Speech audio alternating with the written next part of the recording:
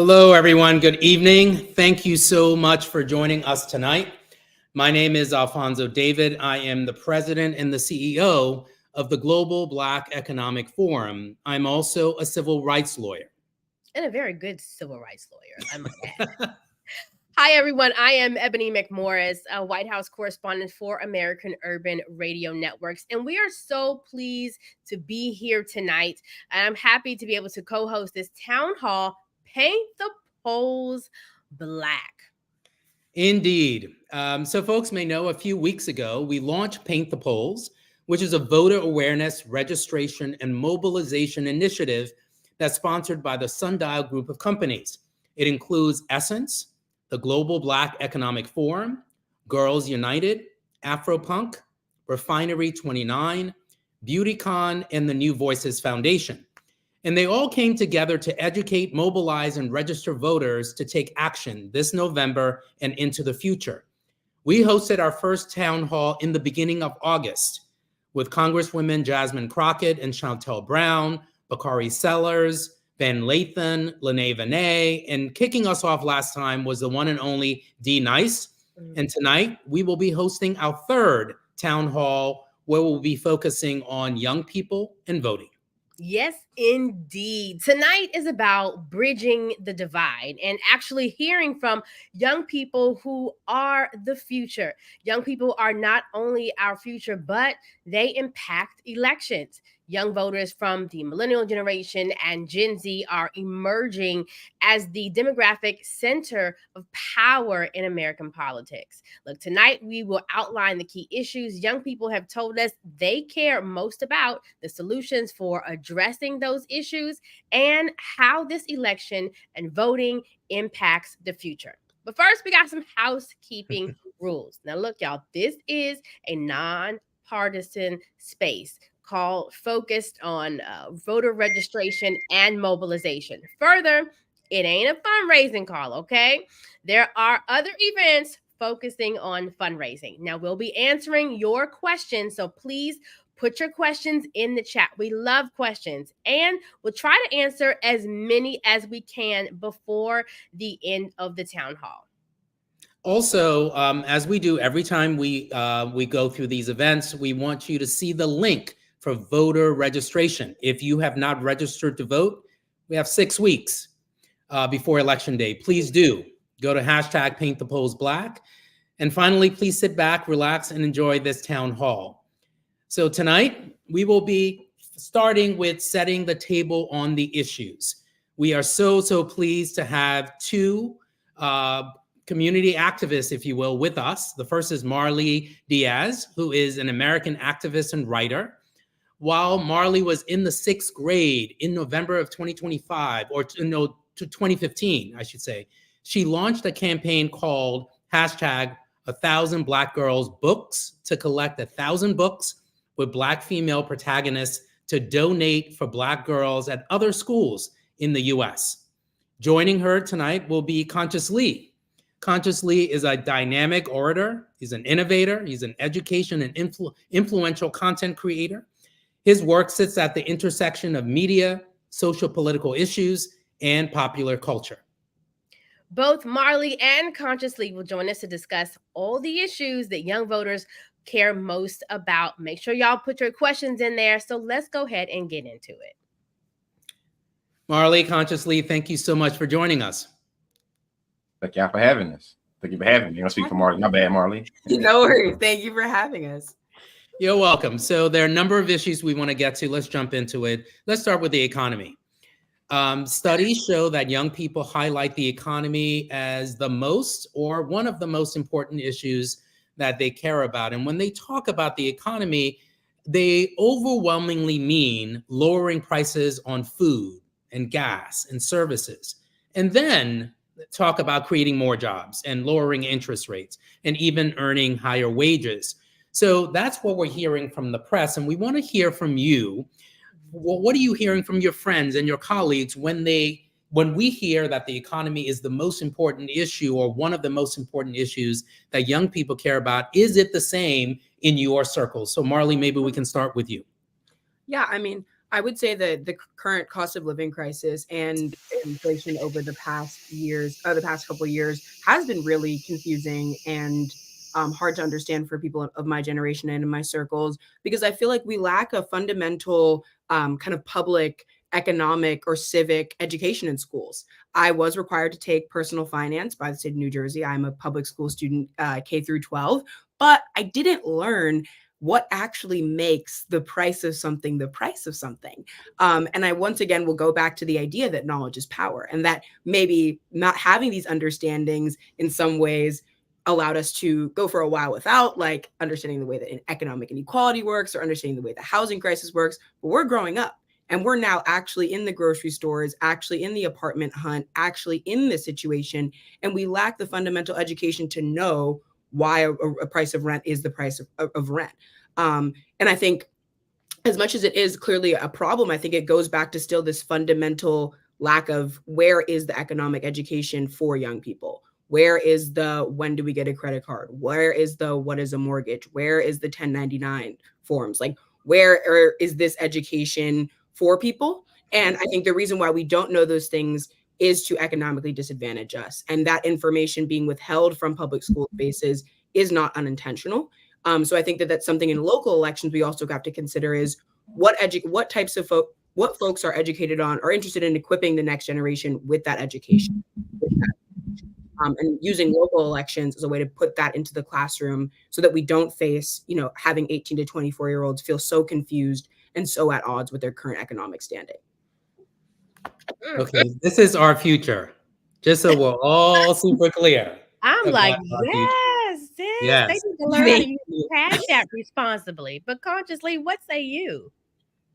Yeah, I'm born and raised in Texas, and I've heard a lot about people being chastised specifically for buying avocado toast and coffees. So when I think about how young people think about the economy, I think sometimes our intelligence is being insulted. A lot of older people talk about how hard they had to work and how accessible things was. When we look at how long it's taking for the minimum wage to change, or how much more money people are paying for the dollars on the hour in terms of higher education, we see that there's a lot of people that's proverbially peeing on us and then telling us that it's raining. I think that a lot of us are a lot more critically thinking about, how we have access to resources and opportunity. And I think that a lot of us are being very mindful about what opportunities we have and how much longer we have to stay in school, and or what the value of our degrees will be once we get into an economy that has a little to no jobs, or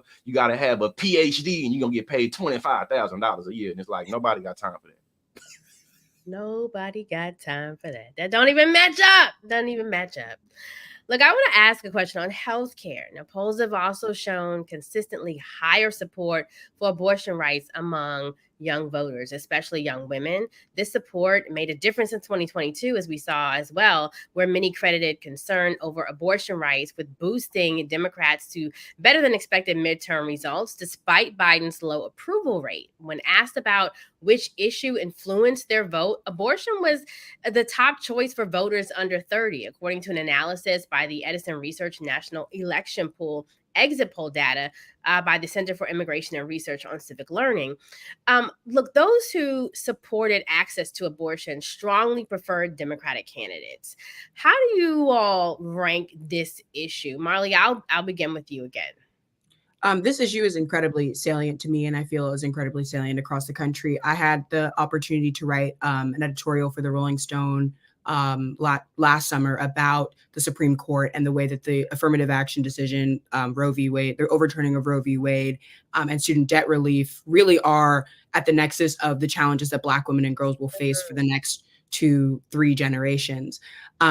So when it comes to the overturning of Roe, it's really critical that we do not bring this issue back to the states, and that we focus on federal protections that can and should have been set in place decades ago to codify this law. So it is unfortunately a series of failures by our larger states to not recognize that this issue has always been on the table in legal scholarship, that Roe was always being looked to be overturned, and 50 years of complacency leads to a global and national crisis.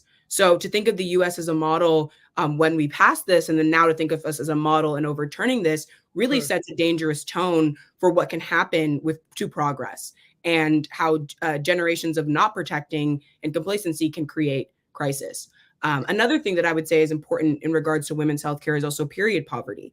And a lot of women do not have we do not have free menstrual products provided to students federally in schools. We do not have access to menstrual education for girls and boys and kids of any gender identity in schools. We are not focused on the ways that something that happens to women and girls everywhere and is a part of life creation is considered something that people would have to pay for, and also goes into the economic question before. So abortion is clearly also on the table, but we need to think about more universal healthcare resources for women and girls that are still just women and girls existing, even in the context of crisis or no crisis. That period poverty has remained, and it is keeping kids out of school.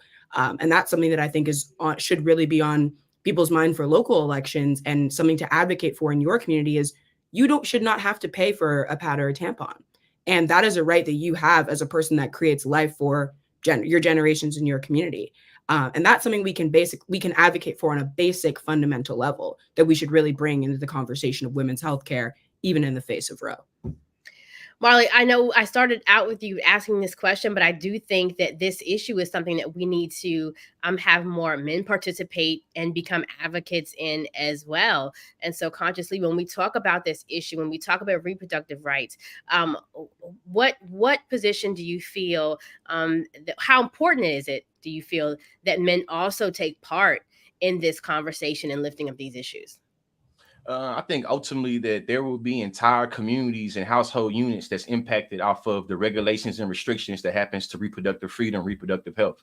What we know is that when restrictions and regulations come in that leads into criminality, Black people will be disproportionately impacted by that. In this instance, we're talking about, people that can birth, and Black women particularly. And what we know is that, especially when we think about those states that's below the Mason-Dixon line, there will be many different ways that the legacy of states' rights or leaving it to the states has always led to like Black death, or always led to Black incarceration. So as a male that's thinking very intentionally about what my fight is, or what my voice can be used in terms of thinking about reproductive justice, reproductive freedom, we know that usually power has a tendency to only want to listen to itself.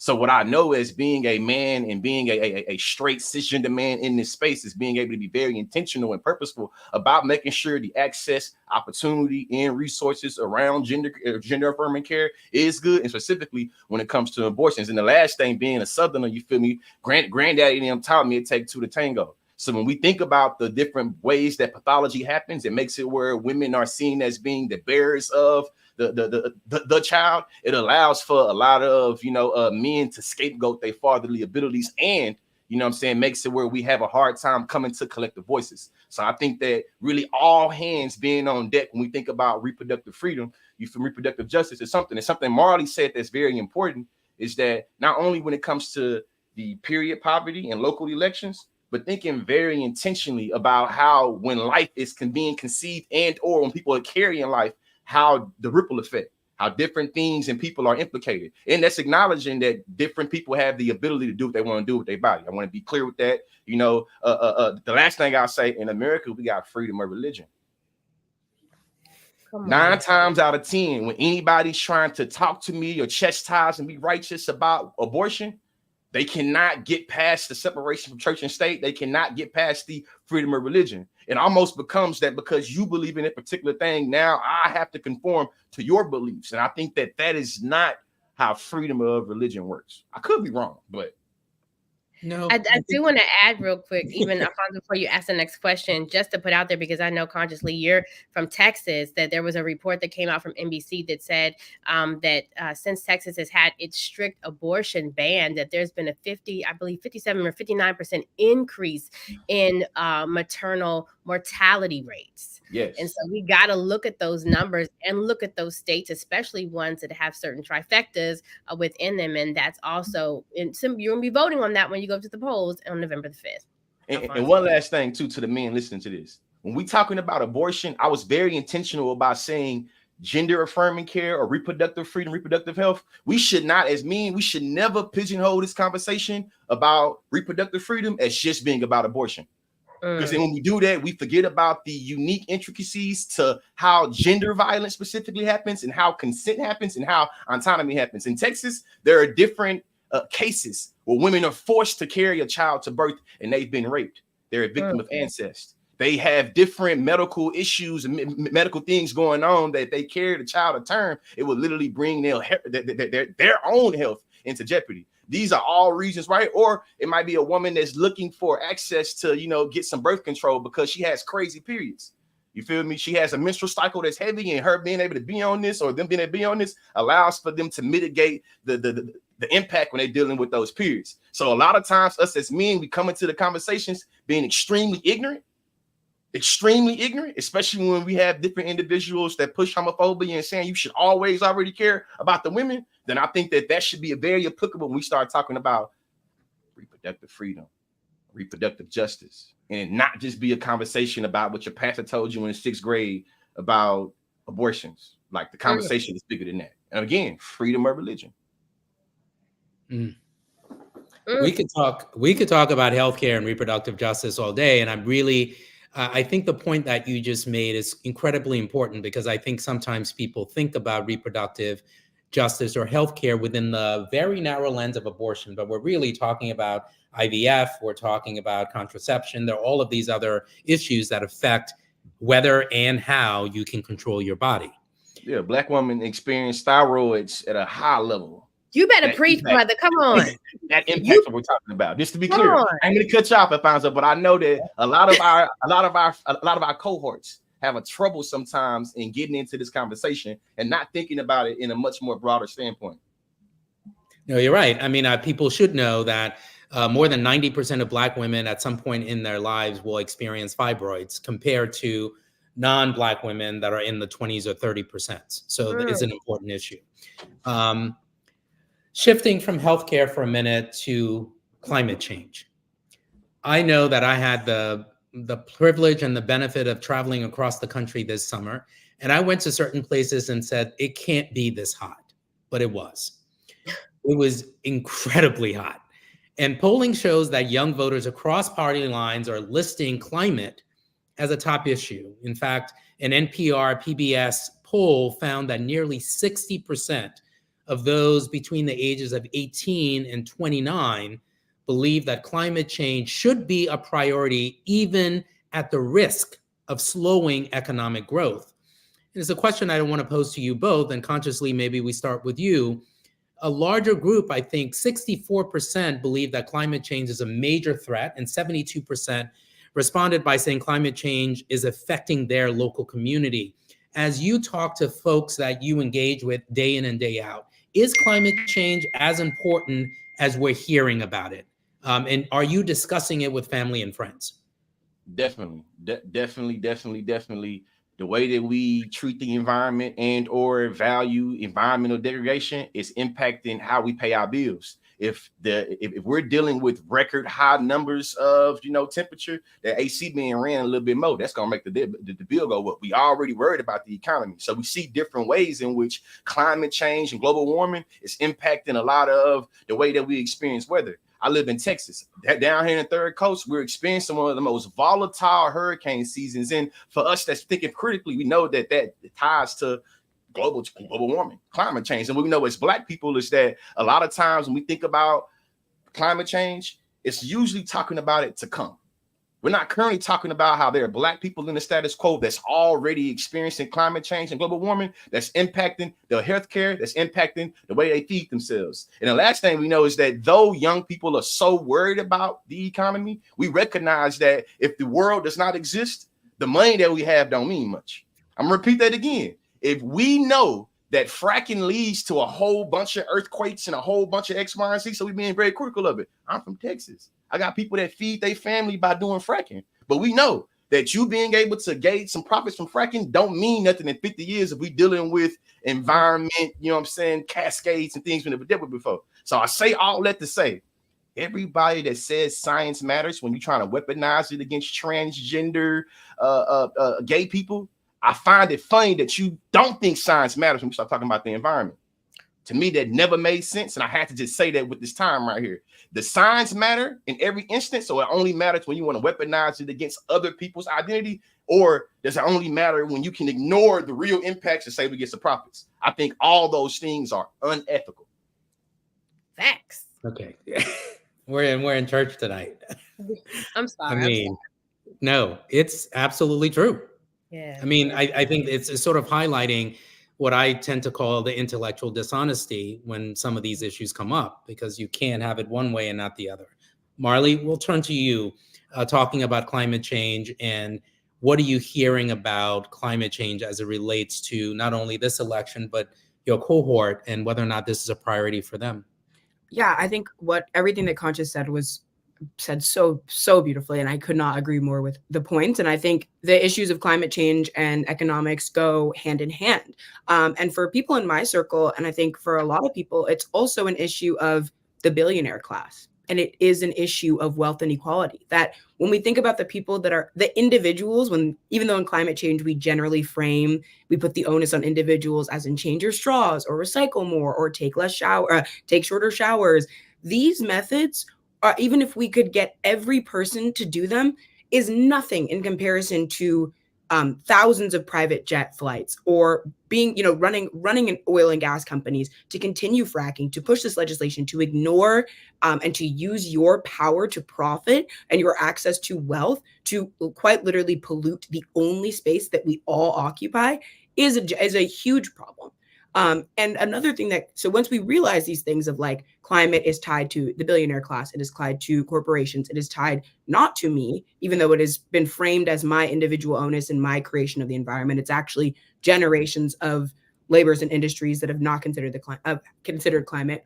We also then have this climate doom happening, where then young people realize this fact, but even in online spaces, it is not, like, even in news and media, it is not framed as a contributor to our problem. We do not have politicians, because they receive all the time, they receive support from this class. So they're interested in maintaining these forms of inequality. We do not see actual changes in our local communities, and our days are getting hotter and prices are getting higher.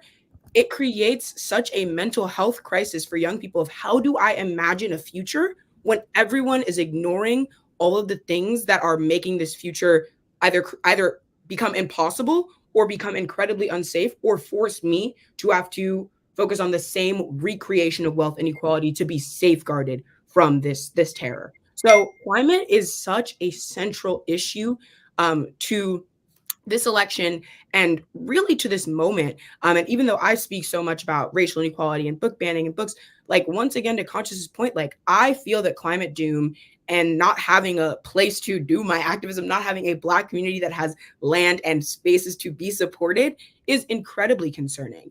And the idea that somehow me changing my straws every day or using a reusable bag at the grocery store I am the person that can single-handedly change that. In the case of climate, it is not about just everyday people being the change they want to see in the world. It is about eliminating and getting resources back from folks who have profited off of damaging planet Earth, the only place that has civilizations to humans, that is going to end quicker because of the decisions they've made, because of the wealth that they have. And like, the lack of, I don't understand how in media we do not frame these two things together. And it really has made young people become so disappointed in older generations, because if these facts are not being acknowledged, it creates such like true anxiety and true like pessimism about the future. If we cannot all come to terms with climate change's existence, and let alone who has caused climate change. Oh, that's so honestly, before we get to the next one, I just want to say climate change is one of the issues I feel like we don't talk about enough, that affects Black communities in such like a drastic way, whether we're talking about the increase of asthma in our communities, chronic diseases, and one that we don't really connect it to as much is even mental health. I hate coming back to Texas consciously, but there was a report that talked about Black Texans were 4 times more likely to have high post-traumatic stress after Hurricane Harvey. And these are things we just don't connect when we talk about climate change and the effects that it has. But I want to move on just to talk a little bit about public safety and ask you a question there. The proliferation of guns and gun violence is a huge issue with young voters. And of course, we see the impact in Black and Brown neighborhoods. Where do you land on this issue, even solution wise? What is it that you want to see? And especially after we just saw the school in Georgia shot, 4 people shot, kids shot, and then 9 others severely wounded. Consciously, I'll start with you when it comes to this issue of public safety.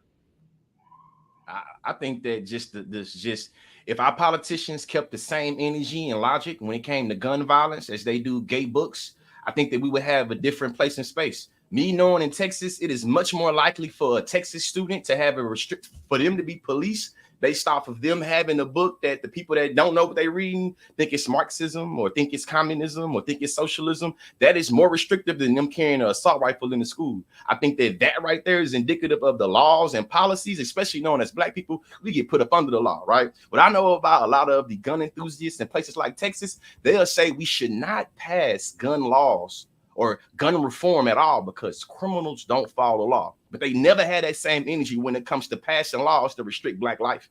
You feel me? They don't feel that same way when it comes to thinking about how books can turn a kid gay. But they'll say, hey, guns don't kill people, people kill people. But the book can make a kid gay. It's like this right here is a part of the climate that I'm very, very much critical of. And a lot of my Black people right here, I want to let y'all listen to this, man. As somebody that pays attention to policy and legislation, a lot of y'all are being duped with you caring more about drag queens and during story hour than you care about your kid being shot during story hour. And the particular lawmakers know that. So they know to put at the top of the bill, what you're going to pay attention to, no drag story hour. At the bottom of it, they're going to give teachers guns. Do you think that it's good for Black kids that are already disproportionately impacted in terms of discipline for their teachers to be handed a firearm?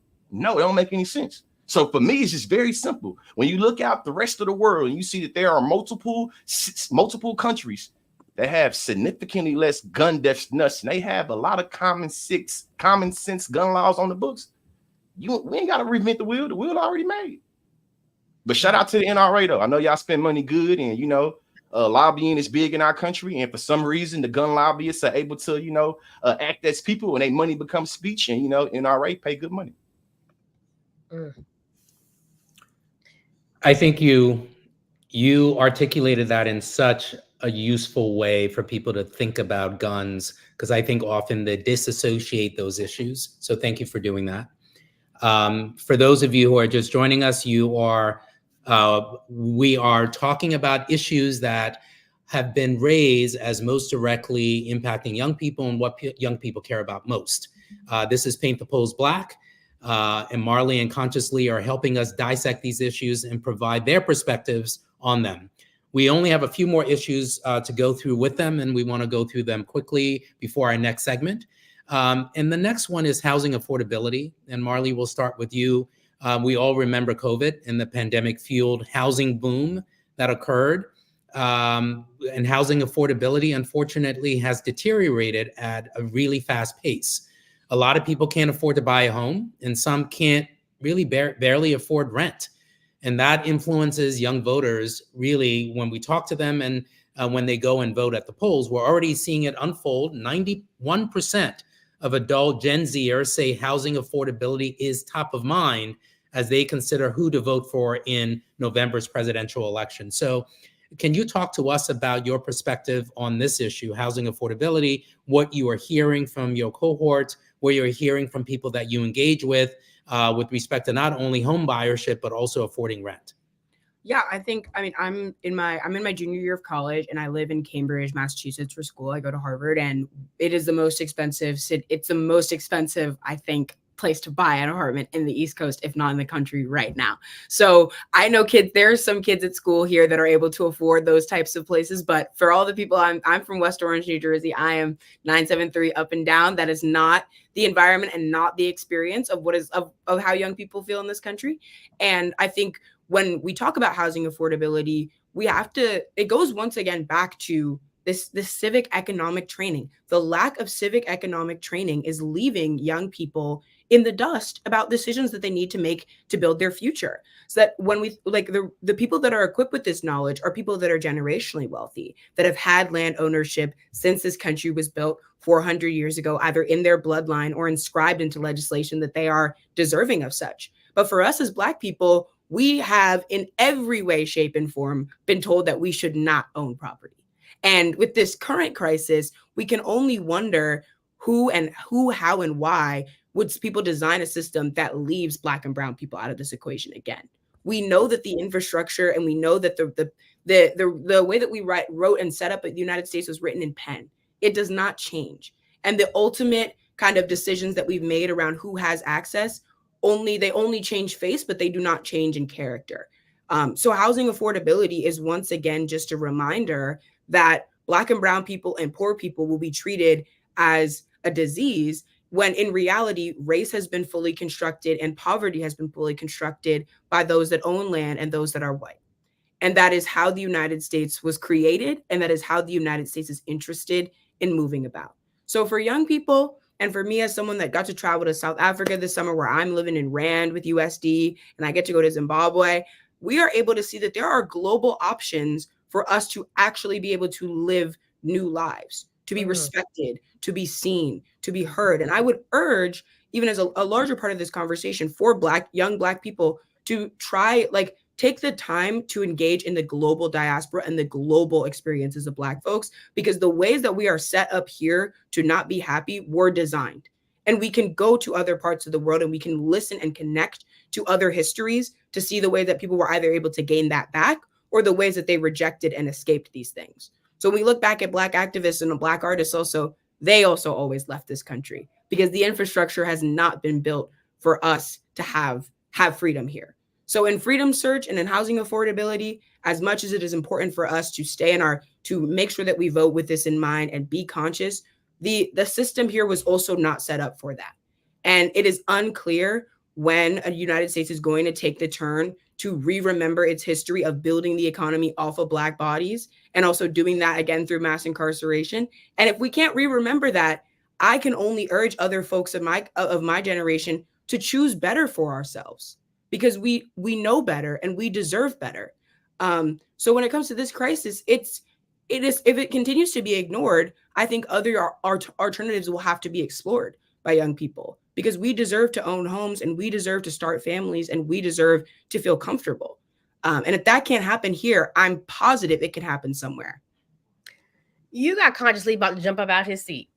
So what I'm having, I saw him about to back out. I saw him having all types of fits, but what you're speaking is so true. And the way you connected it globally is important. And on that note, I want to just throw in here, talk about international conflicts very quickly. In recent years, only a small percentage of young people have ranked matters related to foreign affairs among their top issues and priorities. In polls during the previous election cycles, foreign policy was chosen as a top 3 issue by a tiny percentage of youth, right? The Israel-Palestine conflict appears to be different. Unlike some other policy issues, young people seem to be viewing this conflict through a different lens that is informed by their generational experiences, especially concerns about racial justice, issues that have historically prioritized more and that remain major concerns for young people. Consciously, I want to tap you because you about to explode on that one too. I want to tap you to chime in on this issue, brother. I'm gonna try to be I'm gonna try to be simple with it, Chloe. Like, listen, right now, America giving a full-blown budget every year. Right now, there are a lot of individuals saying that what is happening to our Palestinian brothers, sisters, and non-conforming people in Gaza and in West Bank has nothing to do with America. That's what a lot of people are saying. Why we care about them, this, that, and the other? I'm going to think with these 3 issues: policing, healthcare, and higher education. We know that right now in America, Black people are disproportionately impacted based in healthcare. We know that there are certain times we cannot get access to healthcare. We know that our country gives our Black taxpayer dollars, send them over there to Israel. So if we're able to be critical about how Israel is able to give their citizens free healthcare, when we're told as Black people we don't have the budget for it, but we can blink $10 billion out of thin air. The next one, higher education. Here in America, Black people are disproportionately impacted off of how we take those student loans. In Israel, they give their students, you feel me, free education. So when we start to think about the ways in which the dots can be connected from what's happening over here to over here, it becomes very crazy. In 2014, when Mike Brown was killed in Ferguson, there were a lot of Gazans that hopped on Twitter to tell a lot of Black Americans how to navigate the police equipment, because they were literally being sent from Gaza back to Ferguson, back to Chicago, back to Atlanta. Right now, we're talking a lot about Cop City. Right now, we're talking about, now I'm going to police. My last point, policing. When you look at Cop City and think about how these cities are proliferating throughout America, go look at the ties between Cop City and the Israel occupational forces. Go look at the partnership that the American government has with the Israeli police force, and tell me again that what they're experiencing over there has nothing to do with us. The last example I'll bring, this is a cherry on top right here. We had 2 democratically elected Black public officials that got de-seated because they dared to speak power to truth and talking about the genocide that's happening to Palestinians. That's to Cori Bush and Jamal Bowman.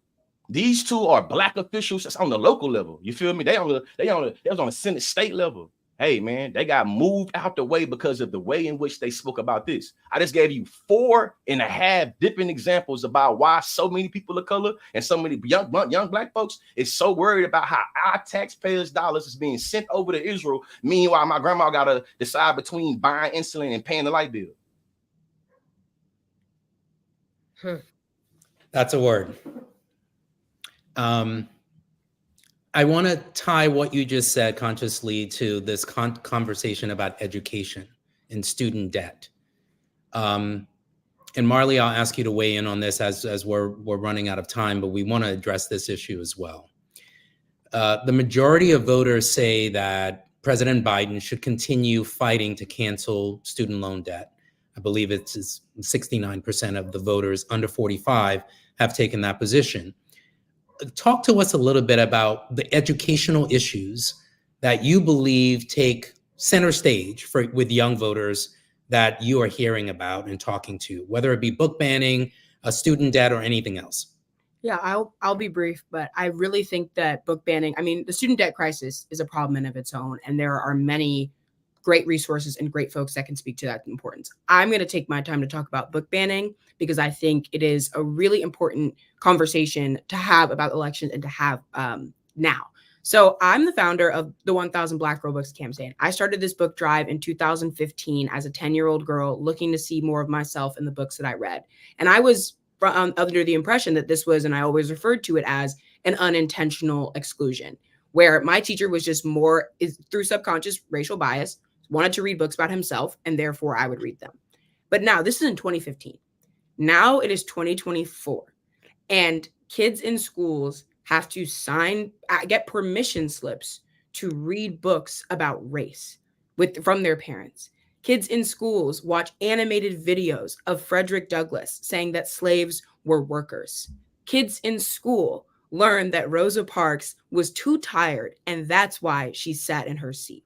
These are your 2060 doctors. These are your 2060 lawyers. These are your 2060 babysitters. These are your 2060 DMV officers. These are your 2060 Congress people that do not know basic facts about the history of this country. And I won't say more outside of that, but I just want to remind people that it is 2024 now, and we are watching this happen online and in schools with 8-year-olds, 12-year-olds, whatever. But we're not considering what would happen when our reality is millions of racistly educated, intentionally created these racial narratives that are being pushed to literally tens of thousands of kids as we speak in this country every day.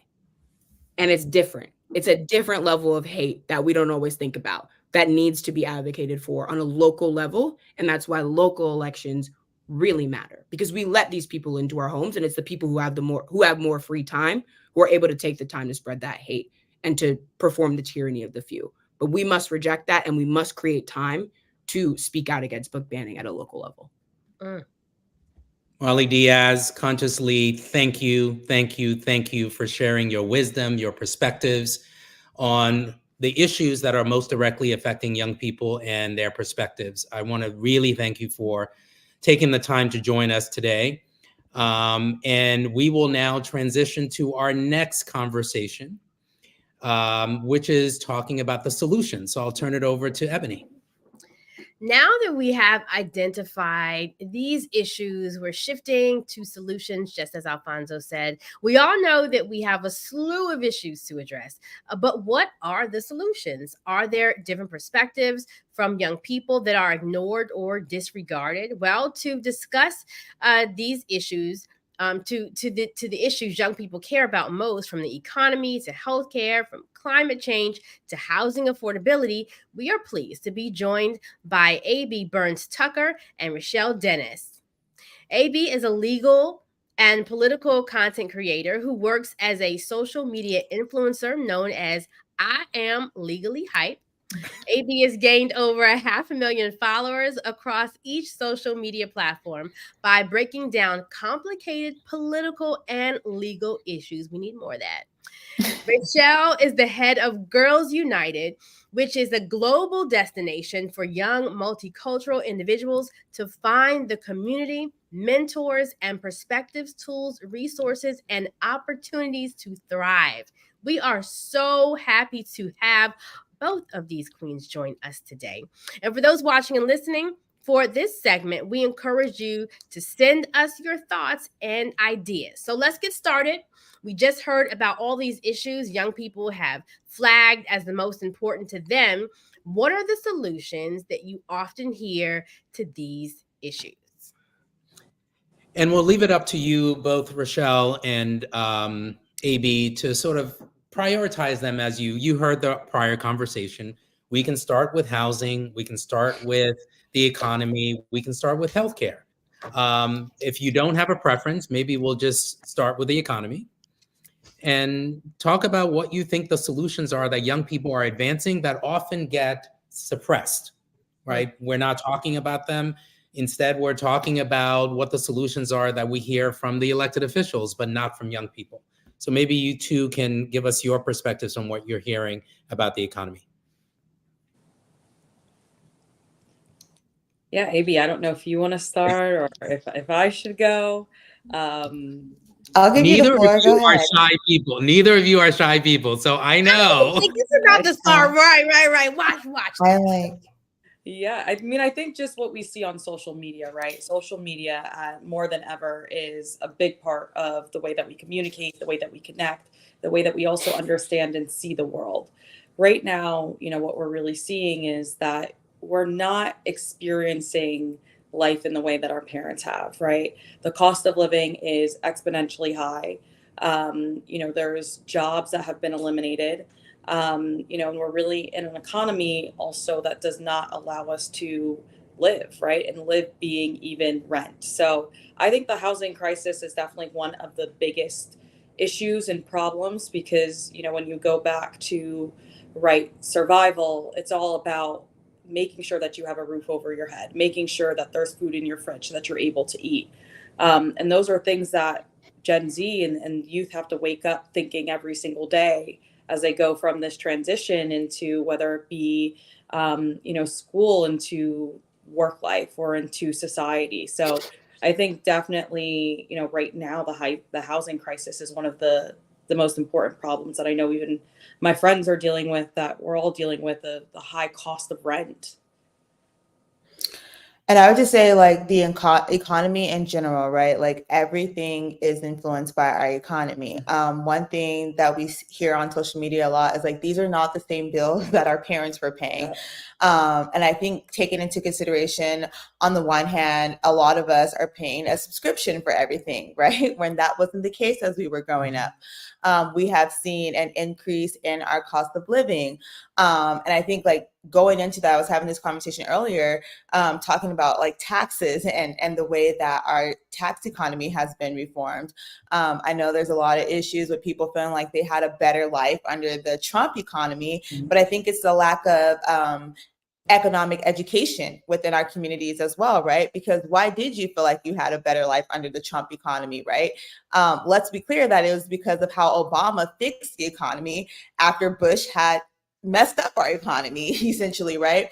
And so I think there's a lack of education when it comes to how to grow our economy, one, and then why we feel this difference in the economy. I think when we go into the housing market, like we are even seeing the Department of Justice bringing forth lawsuits towards these corporations and organizations because of how they have had an influence on the housing market. When we're seeing that corporations went out and purchased houses, right, and purchased property for the sake of inflating the prices, and then they collaborated with each other and came up with a scheme to make housing even more expensive for the average human being. In addition to that, when we're talking about economy, it was mentioned earlier how like some of the jobs that we had before are no longer available. And then let's also talk about how people went to school thinking they were going to have an opportunity for a job. And what we did was we got locked into these student loans because that was the only way that we felt like I know I grew up in a household where my mom was like, you got to go to school to get a good job, honey, so you can be able to take care of yourself later. Okay, that was nice. And now I have 4 college degrees and a couple $100,000 in student loans, and I'm not even making the amount of money that I was told I would potentially make by getting this level of education. So I think like the conversations that I'm seeing online is like, I did all the things that I was told I was supposed to do to be able to make it in this economy and make it in this world. And the promise that I was given is not being upheld. I upheld my end of the bargain. Like, where do you come in to help me as an American citizen? Yeah. And I think that's something that's very important because, that's been something that we've been, like you mentioned, right? Your mom said, you have to go to school, you have to do this, and this is your pathway to, success, or this is your pathway to, living a fruitful life. And now more than ever, that is not necessarily the case anymore. And so how do you now, how do I even tell my little sister, like, hey, you got to go to class, you got to go to school, because she's looking around and she's seeing that, well, I can do everything right. I can go to college, I can go get my master's, and I can still end up in an economy or in a job market where there are no jobs, or the jobs are very limited, or the jobs are very few. And it's how do you also now let youth, or let the young people, that are in this country, understand that, hey, your future might not be guaranteed. Like, it's not what it once was. And I think that's more than ever what we also need to see. We need to make sure, or we need our government to make sure that our path forward, our future is guaranteed. We're going to be able to experience all the things that, our parents were able to experience, able to have a home, right, and purchase a home and become homeowners, able to, even get dinner every once in a while, or just enjoy some of the fruits of, our labor.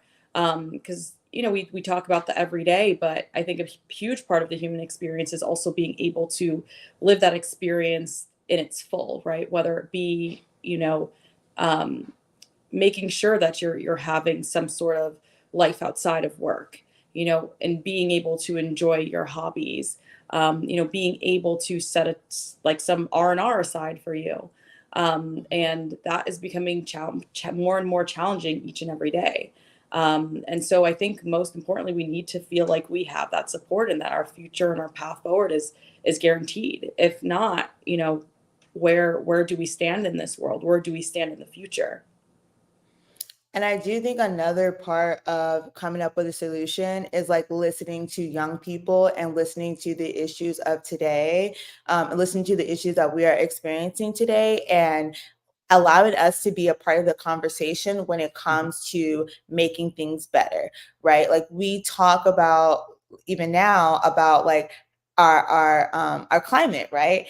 And young people are upset with how the generations before us have handled climate climate change. And now we are being active in the fold. So I think by bringing in young voices and allowing us to speak on our experiences today, and being straight up and being like, look, this is how we feel when we're out here in these streets. It is one thing for you to have an experience, but I think that the experience also needs to be met with the right now, right?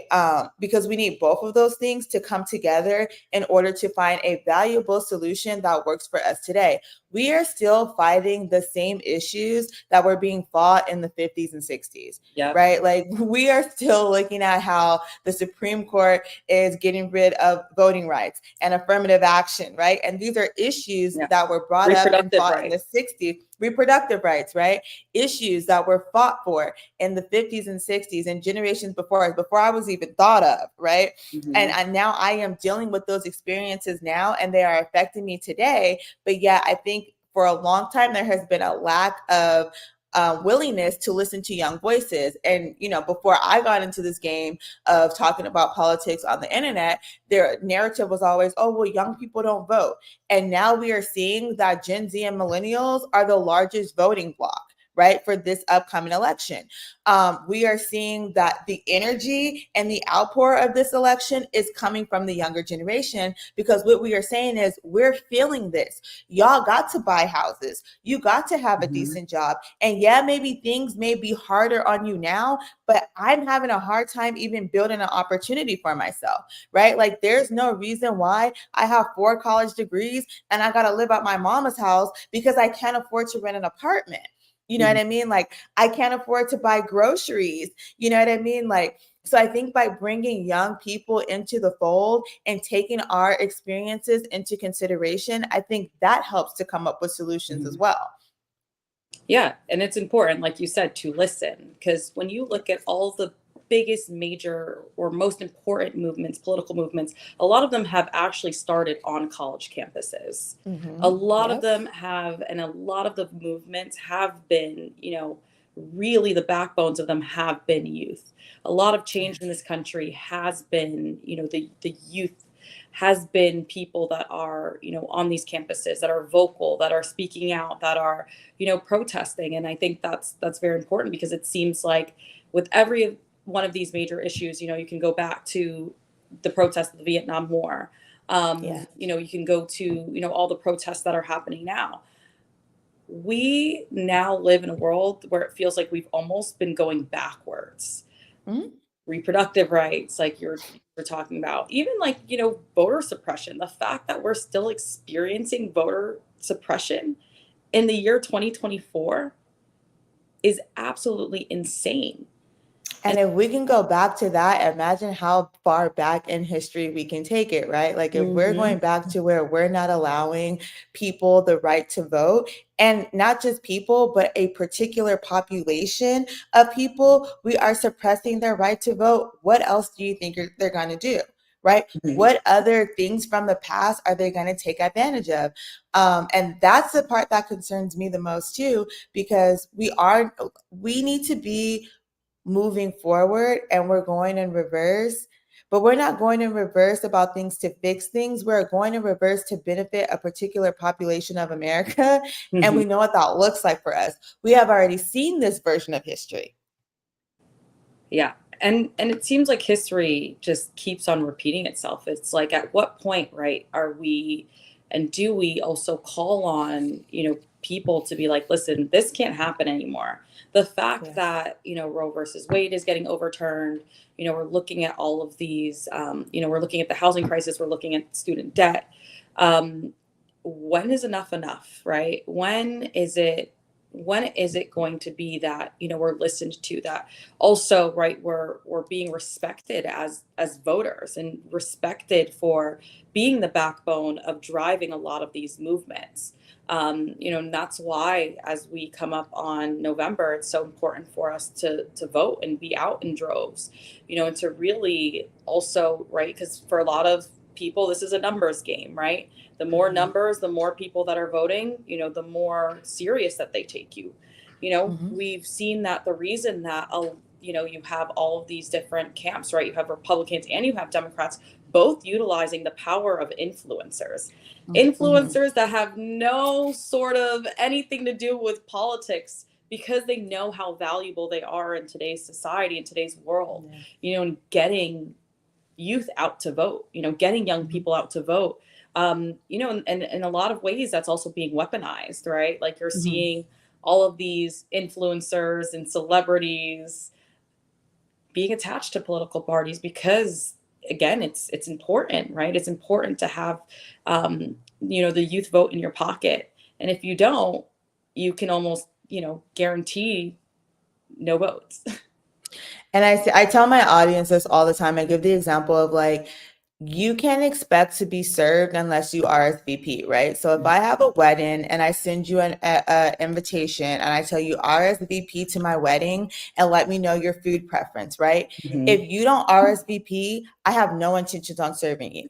I gave you an invitation. Or if you have allergies, right? and you don't put the allergies there, Right? guess I what? cannot serve you. So I say the same thing when it comes to voting, is that people would say like, oh, Black people don't vote or young people don't vote. And so I tell my audience when people are like, oh, my vote doesn't matter or I'm not going to vote. And I'm like, okay, so then I don't want to hear you talk about what a candidate is doing for Black people or doing for your community because you did not RSVP. So then they don't expect you to show up. So they're not going to serve you. The way that we RSVP to being served, to having the issues that we are most concerned about being addressed is by voting. They look at those numbers, right? When we watch the news today, whether it's a controversy or it's something good, we hear oftentimes of news reporters and journalists announcing someone's voting record, right? That is on record. They know how you vote. They know when you vote, how often you're voting, right? And what you are voting for. That is your RSVP. That is your key for these candidates to say, oh, these are the issues I need to be concerned about, because I don't give a darn how much you gerrymander and how much you redline or do what you're going to do. The numbers are going to be there. If people still show up and say, I'm casting my vote in this way, that is us saying that these issues matter and you're going to have to address me, because otherwise I'm not going to vote for you, right? When we see people talk about how candidates pander to Black people as soon as we get close to the election, because they know our votes matter, right? Because they know at the end of the day, I need this percentage of Black people to come vote for me, or this percentage of women to come vote for me, or this percentage of college educated individuals to come vote for me in order for me to win this election. So what can I do for you to serve you, right? Again, it goes back to that being our RSVP. So when we talk about what is the solution is showing up to vote, right? Whether you like it or not. And I hate that we have to have the conversation all the time about the lesser of two evils. But if we are consistent, and if we have a plan, and if we're having conversations, and if we're having meetups, well, then we no longer have to deal with those issues, right? When we think about, I always go back to the civil rights movement, and maybe that's just like my favorite era, right? Because I've studied I think it's that the for so best long. era in terms of, right? I'm like, you talk about all of these political, social, economic issues all intertwined in one. That and World War II for me. Yeah. Right. So, and I say that because you look at how organized those eras were too, right? And that they were intentional about what they wanted. They were intentional about their demands. And by all costs and by any means, they did what they had to do to get there. We, I believe, as a country, have gotten complacent and gotten comfortable with the new technologies and the new opportunities until we were no longer there. And now all of a sudden, we are in this space where we can no longer be comfortable, because it's also being put on the forefront, right? Especially due to the internet. And when we talk about influencers, we talk about influencers who are putting the news out to us, where all the information is right here in the palm of our hand at all times, right? Yep. And because of that, right, we can't ignore the issues that are going on around us, and we are no longer isolated in our issues. And so I say all that to say that, like, we also have to become organized, and we also have to look to our leaders and say, okay, so what's the next step?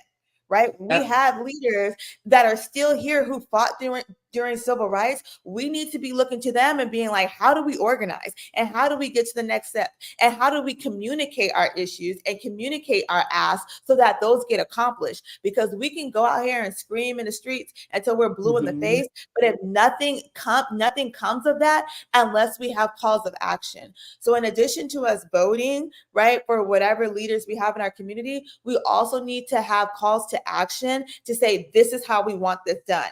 It's not enough for me to just say, I want autonomy over my body. I have to say, no, y'all need to put that in legislation so that this can no longer be turned over, that I have bodily autonomy, right? It's no longer good enough for me to just say, well, I can't afford medication. And so now we have, right, like you have things like the Inflation Reduction Act and things like that are happening, but we also need to say, well, I'm looking at other countries who have free healthcare and universal healthcare. we want access to that too, right? It's Yes. no longer okay for us to just be like, well, I want to be able to go to school, right? No, I want to have access to this type of school, to this level of education, so that I can compete on a national level and be able to be the professional that I need to be to bring this world forward, right? And so again, I say all that to say that in addition to voting, right, and RSVPing in that way, having those calls to action and saying, this is how we want this done. And that also requires community. It also requires us to have a conversation. It can't just be me over here dealing with my issues, Rochelle, you over there doing with your issues. And I'm like, hey, girl, I know you Black and you got your own stuff. We're together in this, right? We have to be together. And I have to look at you, Rochelle, and say, what's your issue? Okay, even if that's not necessarily my fight for today, that's somebody else's fight. And that fight is also going to benefit me. So I need to be in alignment with you to figure out how we can come together to make these things happen and put forth leaders who are willing to take that action. I love that, because I think what you see is so much division, right? On social media, you know, whether it be on race or gender or identity. And I think that's actually hurt us more than it has helped us. The reason being, right, we're all individual. We all have our own individual needs. We all have different perspectives, come from all different walks of life. But as you mentioned, if we focused on the commonalities, and I think this is why this conversation that we're having is so important, is because I think that there's also a lot of confusion on, okay, what should we be focused on, right? We know, number one, the most ultimate thing that we all should be focused on is getting out to vote. Like you said, we have to RSVP, right? And then it's about those calls to action. But also, how do we find the commonalities to make sure that those call to actions are as strong as possible, right? How do we make sure that we're aligned and find those commonalities to make sure that we're able to have this influence and being able to, have this say and have this impact, that we need in November. Because I think one thing that I will say, right, when you look at Trump and you look at the Republicans, it's almost like they are so focused on these key things that they have been able to almost find these commonalities with each other, that I think that there needs to be a lot of work for, right, the youth of this generation. Our ultimate goal is, how do we secure our futures? How do we make sure that we are focused on our futures? And one, that's RSVPing, and that's our call to action. And it's like, what are those commonalities? What are the things that we can do or that we need to do, and we need to make sure that our government does in order to ensure that. So I really love how you said that, because I think that definitely hits it on the head, where it's like, I think everybody's kind of like, that Mr. Krabs meme where it's like the scrambling, everybody's like, you have all these different issues and everybody's trying to figure out, okay, like, is it climate change? Is it this? Is it that? And I think that's something that we do have to like decide, and we have to understand, and we all have to come together on, in order to have the most influence in this election as possible. But I do want to ask, what are your thoughts on, like, right, you have, I talked about like how there's influencers that are, that are on campaigns that are being very vocal about, how they're voting or who they're voting for. What are your thoughts on fake information, false information, and misinformation, because we live in the world of all these different social platforms of bots, and even like, I'm scrolling through my feed, I'm like, oh my God, I can't believe that happened, oh my God. And then you find out that it's fake. So what's your advice, and how do we also ensure, right, Essence being a media company, right, always making sure that we're leading the charge in that? But it's hard, right? You can't be everywhere at once. You can't be anything. And people sometimes just like to believe misinformation. So what are your thoughts on that? How do we get through that? I think part of it is recognizing that has always been an issue, right? It was brought up earlier, the conversation about Rosa Parks, where a lot of people are taught, like, Rosa Parks, she was tired, and so she decided, I'm not getting off my feet today, right?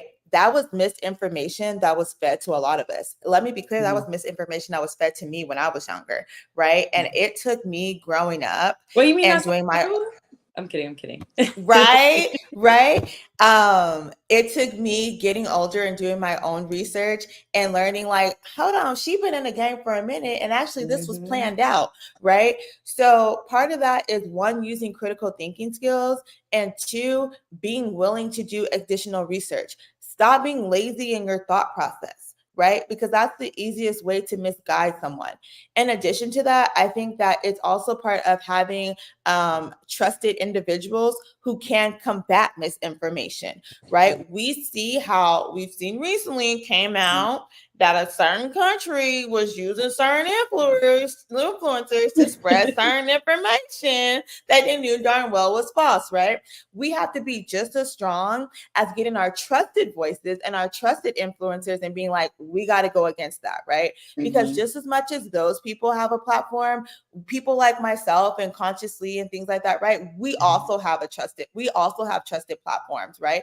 And we can be trusted with our information. And then backing us as well. Like, we need the backing of organizations and media companies like Essence, for example, right? To come behind us and say, this is a trusted voice, because Essence has been trusted in their space for so long, right? So it's us collaborating once again, and also realizing that, like, everybody can't be a cook. Some people got to serve, right? And sometimes you may be a cook, but it may be your day to serve, right? Meaning that, you know, if Consciously, like, his thing is like, he knows that Palestine-Israel issue like the back of his hand, right? It might be my space to be a server and say, I need to push out his information to my audience as well, so that y'all understand what's going on with this issue, right? Like, one of my biggest things is politics and criminal justice.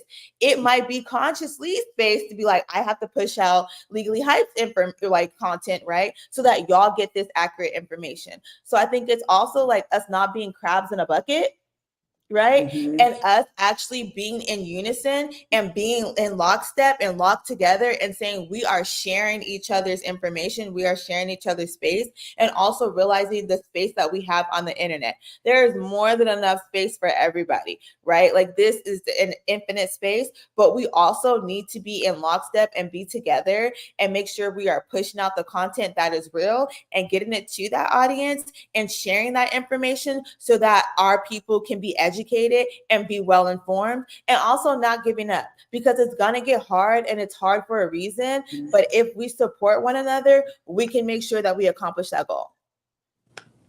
Yeah. And I think, you know, as you said, I think it's okay that, like, if you don't know something about something, right, leave it to the authority or leave it to somebody that does, right? That's a very important message, because I mean, I love social media, but I don't think that everybody should be speaking on everything, you know? I agree. Because some people are just misinformed, and it's okay to be. And I think that's something that, you know, what we also have to encourage is that it's okay to be misinformed and to go to, you know, AB, who's an expert and that knows this like the back of her hand, and, you know, push out her message and align with what she's saying, right?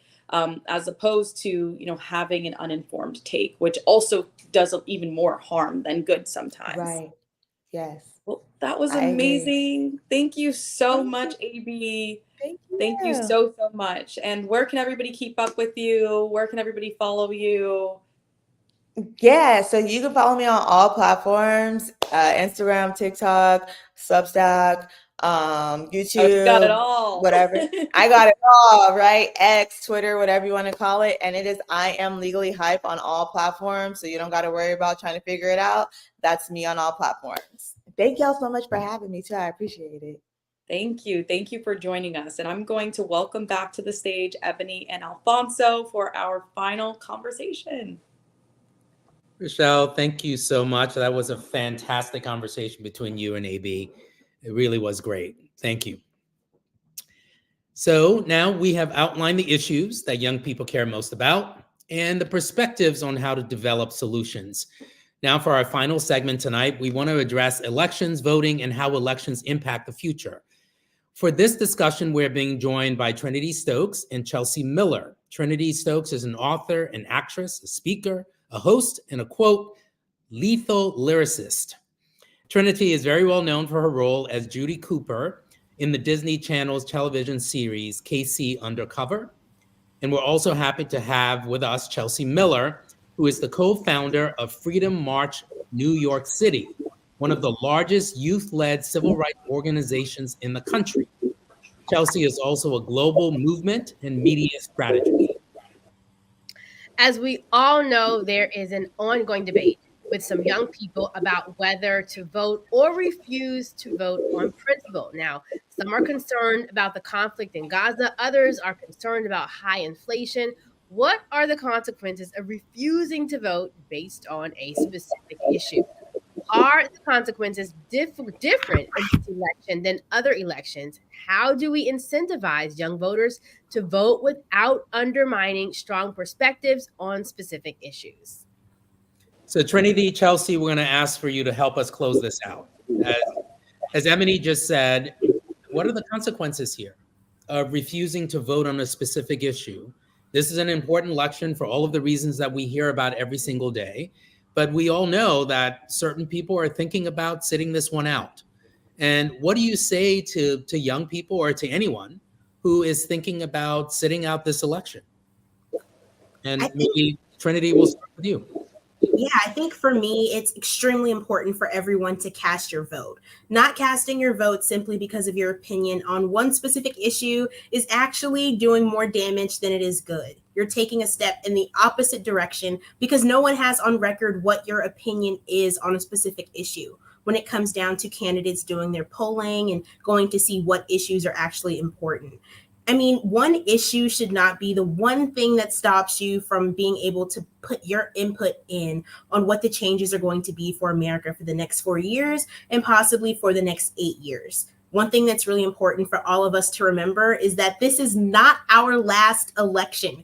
Even though this is an extremely important election, there will always be more chances for us to make our voices heard on specific issues. And then you have great groups of people like Chelsea's Foundation and other companies that are grassroots organizations that you can work with and partner with, where you can have your issues heard on a larger scale that are a bit auxiliary, but they do amazing things such as campaigns and marches and different things on social media that are also proven with things such as the Black Lives Matter movement to grab the attention of folks in power and be able to make changes through legislation that way. So there are a lot of different ways to get your opinion expressed, but voting is one of the most important ways to get started on that effort.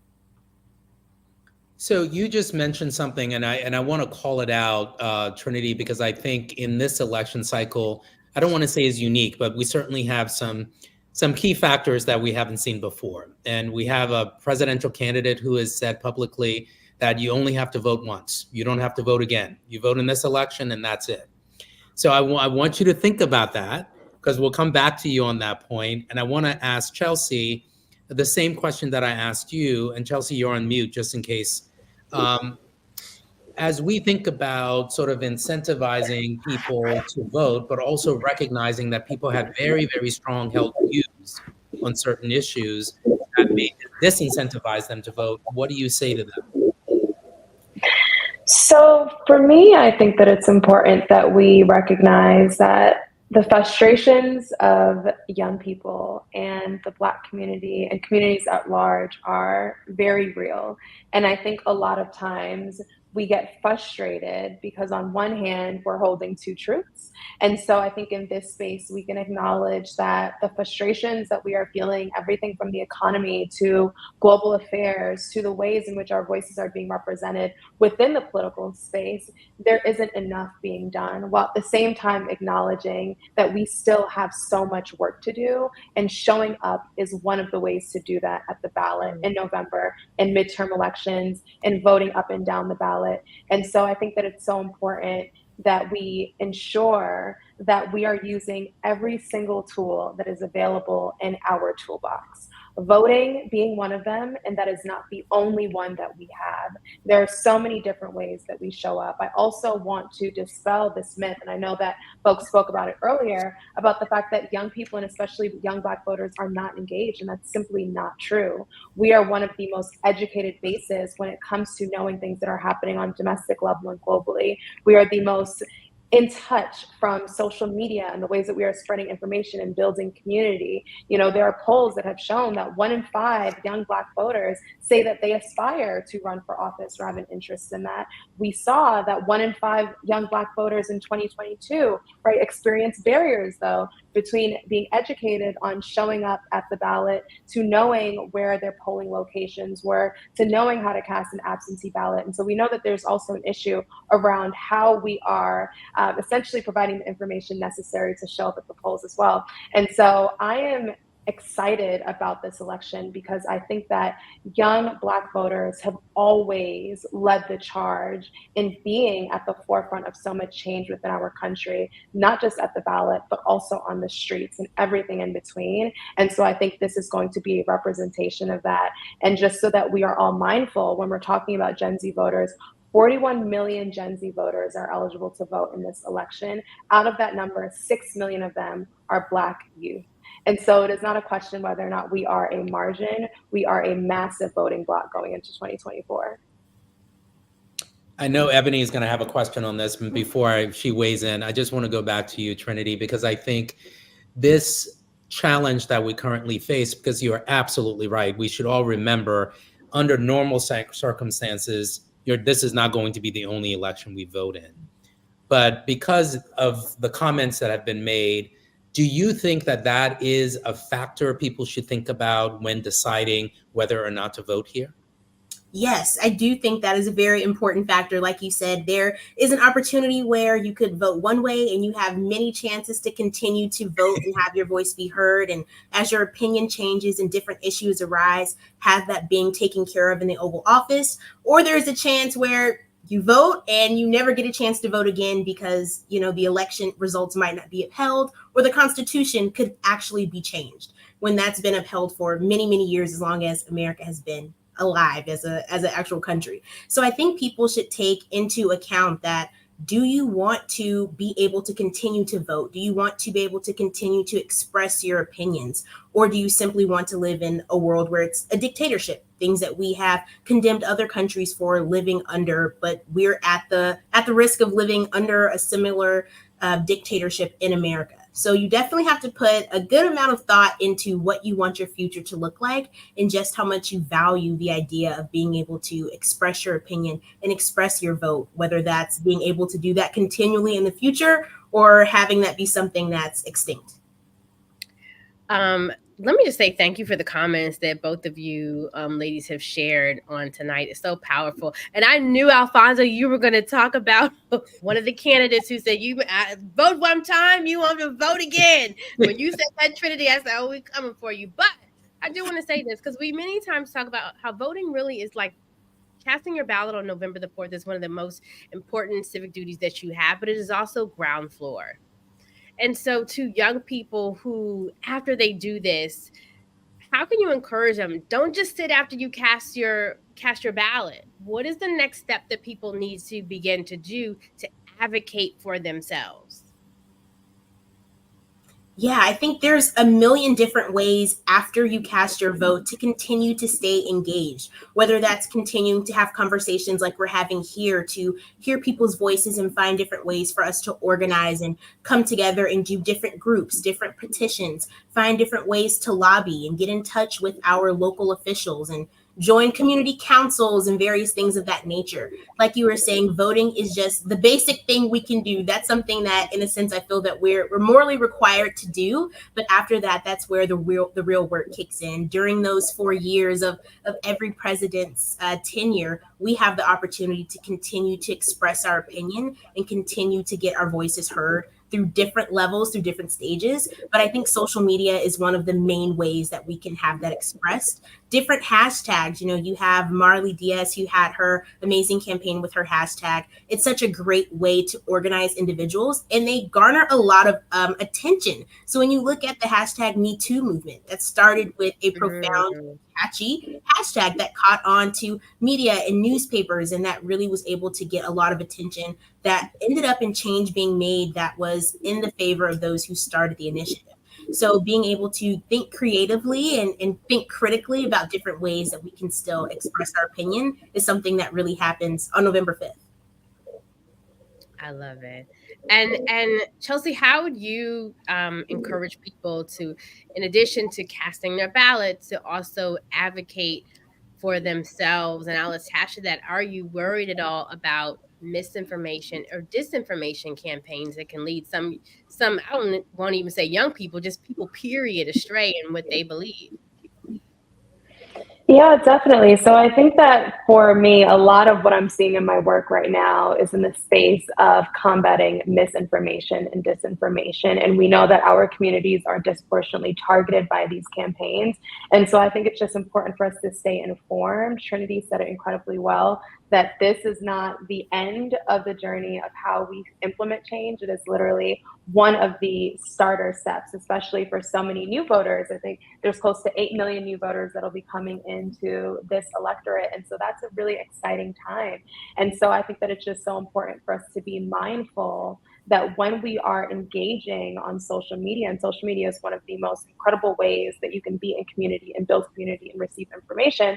But at the same time, we do know that misinformation and disinformation, specifically around voting, voting access, what is on the ballot, policies that are coming up is really important. And I also want to be mindful that what we have seen historically, especially when we have Black candidates and especially Black women, is that there are targeted efforts to dismantle their leadership abilities, to dismantle their stories, to dismantle what it is that they are trying to build and create. And so, especially within our community, the work that we do at Freedom March, we are being mindful that if we are going to challenge candidates, it should be about their policies, not whether or not they are considered to be valid American citizens, not whether or not their Blackness is qualified or debatable on a national and global stage. And so it is our responsibility as well to make sure that we are challenging tropes and dangerous narratives that are also impacting our communities as well. Chelsea and Trinity, I want to ask you both this question because I've heard it not from many people, not from many young people, but from a few, which is going to the issue of apathy. I don't feel that things have changed enough. I don't really trust that my vote will make a difference. Can you both talk a little bit about the individual act of voting and whether you believe in having that conversation with whoever the person ends up being, you can encourage them to vote and explain why? Because this has come up before, right? I don't really think that my vote is going to make a difference. What do you say to them? What do you say to that person when we talk about the consequences of voting and elections? Yeah, I mean, I see a lot of people in my community that do feel that apathy in the sense of it's not even worth it. And like you were saying, nothing really has changed. But this election specifically, if we don't make our voices heard in any form of voting, if we don't go to the ballot box and cast our vote, things are never going to change. So this is our opportunity to start on that trek of positive change for a brighter future on the various issues that are at hand. And when it comes to feeling like, oh, you're just 1 in a million. Yes, you are 1 in a million voters, and you get to create that voice of change. When you're sitting at home and you're watching the results come in, it's always down to those few percentages that are left. And those few percentages could be your vote that decides on the future of America. So one vote, one voice, that's really all that you need. And so when all of those voices come together, it sings a beautiful chorus, hopefully of democracy being saved and freedoms being upheld for all of us. And Chelsea, what about you?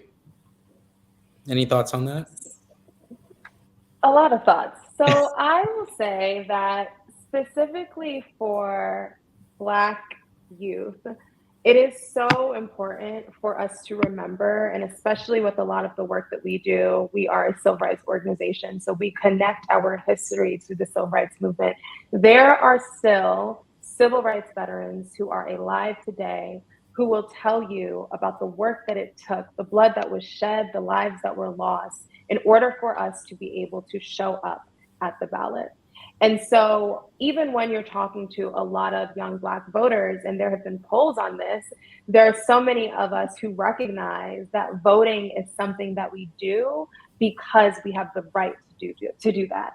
And so I think that as we are seeing this shift in where we are and the fact that we are still fighting for so many of those rights. 65% of young Black voters believe that climate change is a critical issue, right? We know that young people, especially young Black voters, when we're talking about Black students, 86% of us take out debt in order to go to college. And so these issues disproportionately impact us. And so it is so important that when we are voting, that we are voting on the policies that we care about. We are voting on the things that are impacting our lives. Because even if you don't vote, voting is going to ensure that the decisions that are happening on a day-to-day basis will affect you. And so you are one in a million. You are one in tens of millions, right? That is the point. We are a voting bloc. And so it is so important that we show up together. And I think that it is an incredibly powerful narrative when we understand that we are not doing this work alone. We are doing it together. And so I think we have to bring back this idea of community. We have to bring back this idea that there are so many of us who are currently incarcerated who are unable to cast our ballot. There are so many people who are disenfranchised who are unable to cast their ballot. So many immigrants who are unable to cast their ballot. And so when we are voting, we are not just voting for ourselves, but we are also voting in community. And I think really reclaiming that and showing that is going to be so critical as we go into November and even beyond that, because we know, again, that voting is just the baseline.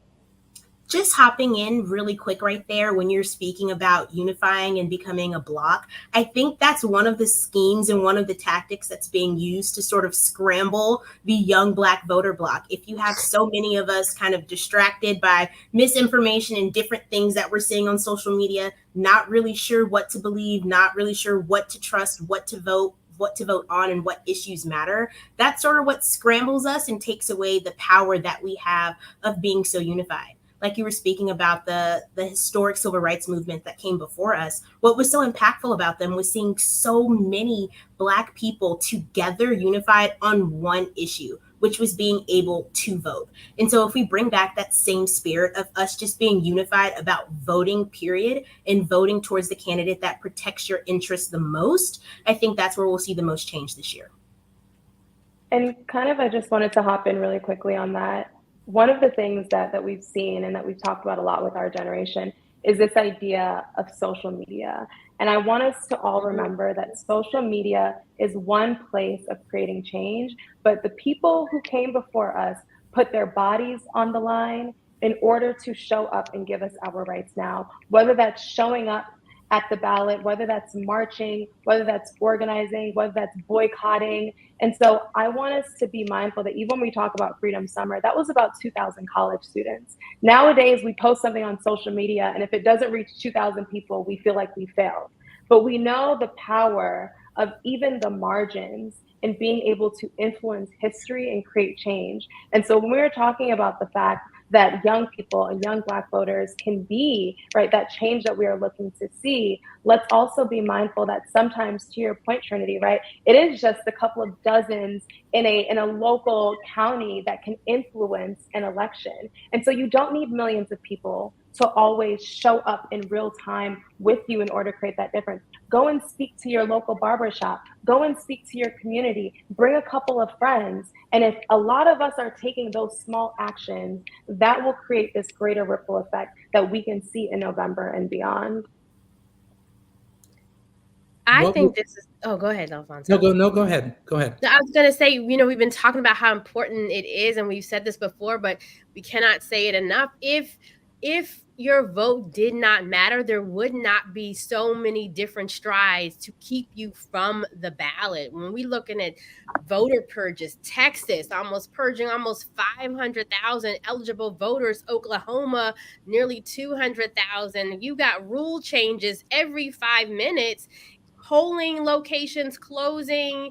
I mean, it's like the goalpost keeps moving every 5 minutes. And as a journalist, I'm like, who did what today? And we're so close to the November 5th. So I just want people to understand that's why your vote is so important. If it wasn't that important, they wouldn't be doing all this. And I know, like, even with you, Alfonso, this Paint the Polls Black is it's such an urgent conversation, and it's so important that Essence is even doing something like this. And then I think even the next step, and Alfonso, I always talk about this and lean on you about this, is as we do that, to think globally and just expand our horizons and connect more as a community.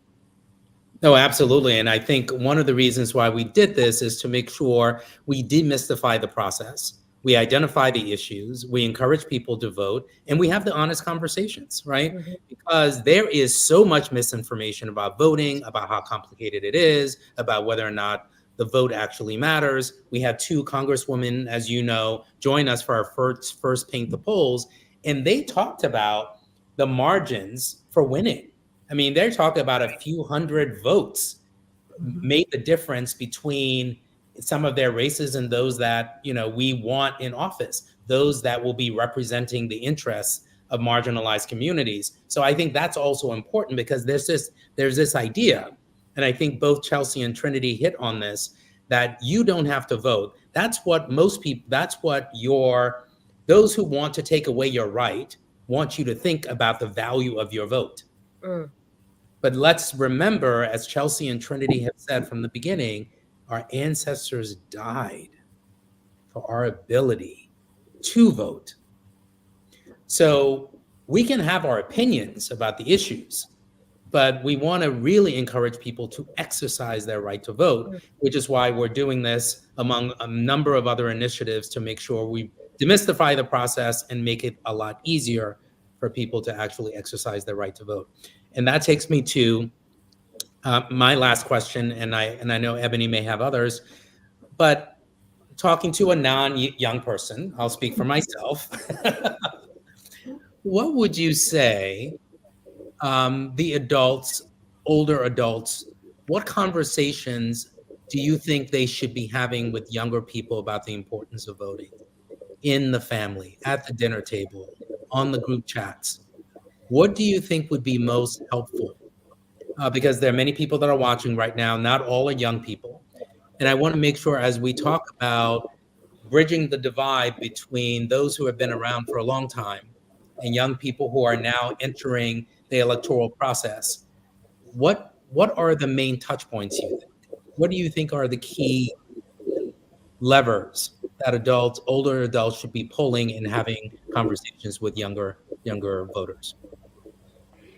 I would say honest conversations. And the reason why I say that is because the truth is that oftentimes, especially for young people within this generation, we live in a microwave society, right? We expect things to happen quickly and instantly. The civil rights movement lasted over a decade. And I think that a lot of times young people are growing increasingly frustrated because the things that we want to see are not happening at the speed in which we would like to see them. And so I think it's so important that we have conversations at the dinner table about what it is really going to take in order for us to get where we need to go. I would also say the second piece is to be able to have those transparent conversations that also involve listening to what the needs of young people are. I find that a lot of times when young people are invited into spaces or in spaces, the expectation is that someone who is older has something to teach them, right? When I believe in reciprocity, right? I think that the older generations have something to teach young people, and young people also have a story that is worth being listened to and told. And so I think more of those dynamics of those conversations, we know that it's a lot more difficult now to be able to buy houses. We know that, you know, the market, and Rochelle was talking about this, the economy from a couple of decades ago is not the economy now. And so I think being able to have those multi-generational conversations and exchanges that also stress the urgency of the time that we are in, but also the urgency of how what we are doing now can lead to where we're going. Yeah, and I think adding to that, it's so important of the legacy of voting. So when you're sitting down and you're having these conversations with your family, make that a family effort. As a family, we're all going out to go cast our vote. Look at the legacy of those who came before you, who went through so much to be able to cast their vote and have you be in the position to cast your vote. And I think we would be so remiss as a community of people of color to just sit back and watch an election pass us by simply because we didn't either make the time to vote, or we didn't know what was going on, or we just felt so staunch about one specific issue that deterred us from voting. And also looking at the persistent effort of continuing to vote. not just voting in this election, but the elections that are to come. Because once you get in the habit, especially for me, I'm a first-time voter this year, which I'm really excited about. So once you get in the habit of being able to exercise your vote, being able to continue to do that and making sure that that's a priority for you every election cycle, being able to read what's on the ballot, know what's going on, be educated and exercise your vote and make sure that your opinion is heard, and preserving that legacy of not only your family, but the future that's to come and those who came before you. Let me And just I let me wanted just to- star that. Mhm. First time voter Trinity. Let me just star that. We need a bell or a All clear about horn. what we I'm just said. so excited. I'm so excited. Oh my gosh. When I That was is little, I was like, oh my gosh, I want my first election to be super cool and so exciting. I had no idea that my first election would be so important and such a pinnacle in history. So when I get older, I'll be able to say, my first election was a 2024 election and democracy was on the line. So Right. it's definitely going to be one for the book, that's for sure. Oh my gosh. I didn't. Okay, so do you have a plan as we close? Like, and this is to both of you, but I'm really excited. Like, now I have so many questions, but I'm gonna just ask one. Have you, like, are you going with family, friends? Because we talk about make a plan, like, right, for your vote. Mhm.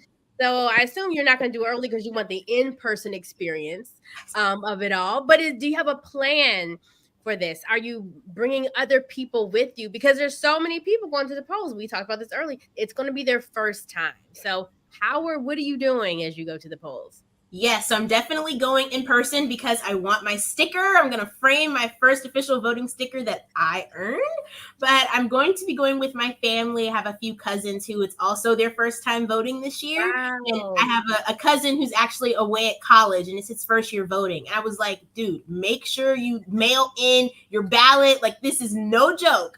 So for me, I'm going with my family and we're going to go early, make sure that we're there to cast our vote. And I'm going to come home and watch the results all the way up until they're all casted in, and I'm going to be hoping and praying. But I'm really excited to be able to go and actually be a voting citizen. For so many years, I've gone with my parents and just kind of stood to the side and took their sticker. So being able to go into my own voting booth and express my opinion and cast my vote is something that I'm really excited to do this year. I love that. Me too. Chelsea, what's your plan? How are you? How are you bringing in the polls? Are we doing it early? Yeah. Day of?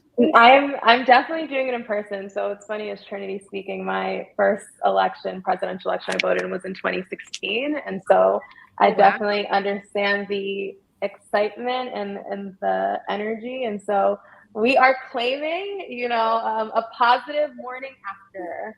Which, interestingly enough, in 2016, I also was working in the Obama White House. And so that was an insane time as well. And so, yeah, we're sending all of the positive vibes, Trinity, because we want this to be for the books.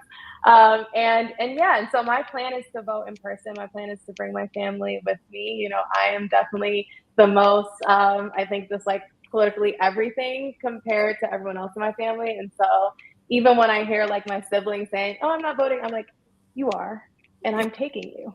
I love it. My plan is to bring everyone out. Yeah. Fonzo, you going early or what are we doing? What you doing? Oh, I'm going early. I'm going early. I'm going early because for me, I'm interested in testing the process and the systems as well. We're seeing in certain parts of this country that the eligibility of certain people to vote is being challenged. Yep. And I think the more people can vote early, those who can, I think should. Because unfortunately, we saw this happen recently in Georgia, where now your neighbor can challenge your eligibility to vote without any evidence. Yeah.